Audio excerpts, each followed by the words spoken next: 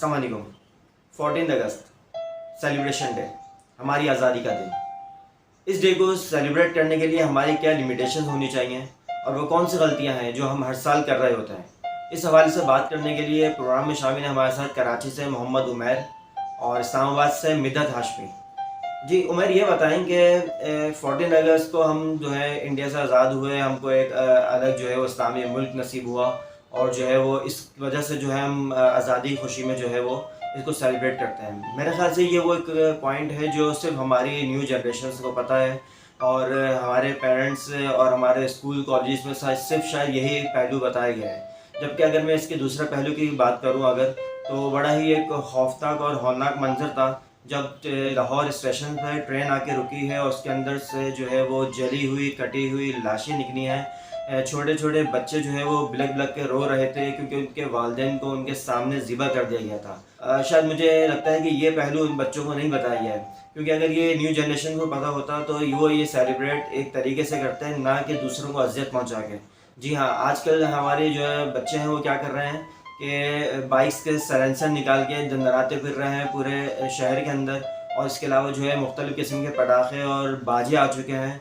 और वो बाजे इतने उनकी इतनी जो है वो ख़राब आवाज़ है, मैं आपको बताऊं कि अगर कोई मरीज़ ख़ास तौर पर कोई पेशेंट अगर घर पर है तो उसको कितनी अज़ियत पहुंचती है।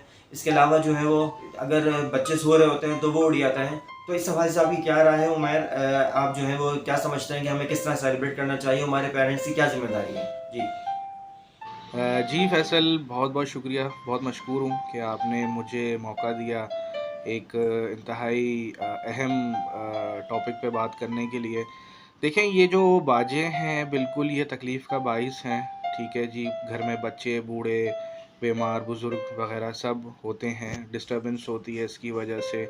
और ये कोई ऐसी चीज़ तो नहीं है कि जिसके बग़ैर आपकी 14 अगस्त इनकम्प्लीट रह जाएगी, या खुदा न ख़ास्ता कोई इसके अंदर कोई, अगर आप शरीर तरह तौर पर भी देखो तो ये एक तकलीफ़ का बाइस है। और तकलीफ़ देने का तो कहीं पे ज़िक्र ही नहीं है कि जी आप अपना जश्न जो है वो दूसरों को तकलीफ़ दे के बनाएँ।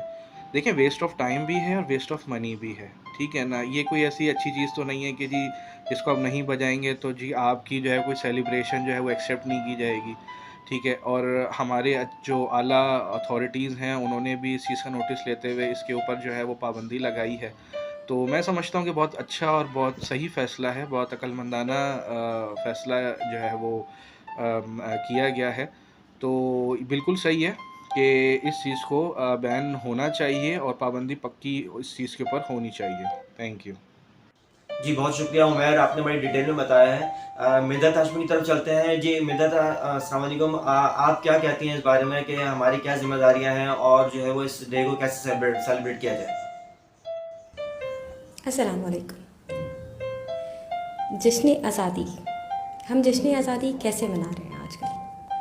हम अपने घरों पे झंडियाँ लगाते हैं, हम बाजे बजाते हैं और हमारे नज़दीक बस यही जश्न आज़ादी है और यही हमारी आज़ादी की वजह है और इसीलिए हमें पाकिस्तान मिला है। तो एक सरासर गलत बात है। पाकिस्तान हमें इसलिए नहीं मिला था, इसको हमने इतना बिगाड़ के रख दिया है। इसका मकसद हमें याद नहीं है कि मकसद क्या था। मकसद यही था कि दो कौमें जो कि अलग मज़ाहिब से ताल्लुक़ रखती हैं, उनका रहन सहन अलग है और हम फिर उसके बावजूद भी उनके साथ रह रही हूँ तो हमारा गुजारा मुश्किल हो जाता था, क्योंकि हमें आज़ादी राय नहीं थी, हमें अपनी मर्ज़ी से अपनी इबादत करने की इजाज़त नहीं थी।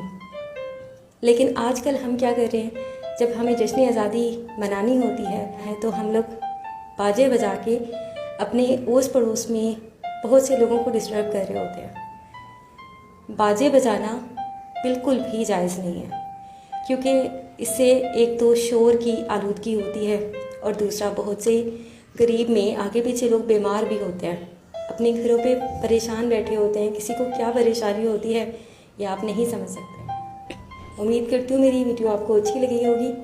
अपने दुआओं में याद रखिएगा। अल्लाह हाफ़िज़।